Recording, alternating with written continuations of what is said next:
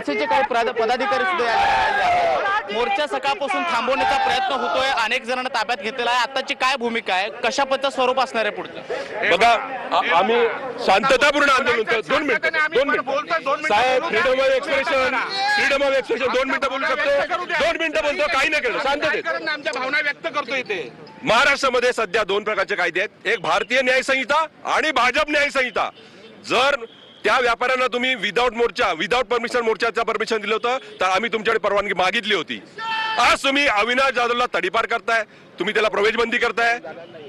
तुम्हाला निक्षून सांगतो, या भारतामध्ये ज्याला तडीपार केलाय तो गृहमंत्री झालाय। अविनाश जाधव आमचा पुढचा गृहमंत्री आहे, लक्षात ठेवा। भारतीय जनता पार्टी आंदोलन हे थांबवण्याचा प्रयत्न होतोय, दिवसभर अशाच पद्धतीने आंदोलन करू। जेल भरवणार, किती तुम्हाला तुरुंग उघडायचे उघडा।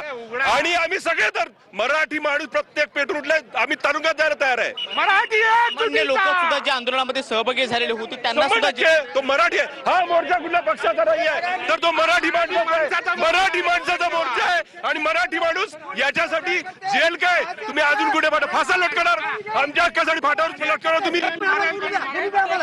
की यांना सुद्धा आता ताब्यात घेतलं जातं आहे।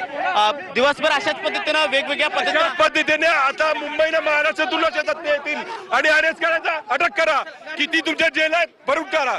पाहतोय की मनसेचे हे सगळे पदाधिकारी होते, जे त्याचबरोबर मराठी एकीकरण समितीचे कार्यकर्ते होते, त्यांना सुद्धा पोलिसांनी ताब्यात घेतलेला आहे। आणि या सगळ्या परिसरामध्ये जेवढ्या तीव्रतेने हे आंदोलन थांबवण्याचा प्रयत्न तुम्ही कराल तेवढ्याच तीव्रतेने आम्ही हे आंदोलन जे आहे ते मोठ्या पद्धतीने अजून विस्तारू आणि हे आंदोलन मोठ्या पद्धतीने करू, अशा पद्धतीचा इशारा सुद्धा या सगळ्या पदाधिकाऱ्यांच्या माध्यमातून दिला जातोय। काही लोकांना आता पुन्हा ताब्यात घेण्यात आलेला आहे। सकाळी 10 वाजल्यापासून जेव्हापासून या आंदोलनाची घोषणा म्हणजे सगळ्यांना जमवण्याची वेळ दिलेली होती तेव्हापासून जे लोक या ठिकाणी येत आहेत त्या सगळ्यांना पोलीस ताब्यात घेत आहेत आणि हे आंदोलन मोर्चा जो आहे तो होऊ नये यासाठी प्रयत्न करताना पाहायला मिळत आहेत। आणि अशानं परिस्थिती जी आहे ती चिघळली जाऊ नये यासाठी पोलिसांच्या माध्यमातून प्रयत्न तर होतात आहेत। मात्र तरी सुद्धा आपण पाहतोय मराठी जन या ठिकाणी मोठ्या संख्येनं येताना पाहायला मिळत आहेत। कुठलाही पक्ष नाही किंवा पक्षीय मतभेद बाजूला ठेवून जी लोक या ठिकाणी जमलेले आहेत त्या लोकांना सुद्धा पोलीस अशा पद्धतीनं डांबतायत, त्यांना ताब्यात घेत आहेत। आणि म्हणून आम्ही अजून हे आंदोलन जे आहे ते मोठ्या पद्धतीनं करू, दिवसभर आमच्या आंदोलनाची तीव्रता ही अशाच पद्धतीने राहील असं या सगळ्या पदाधिकाऱ्यांचं म्हणणं आहे।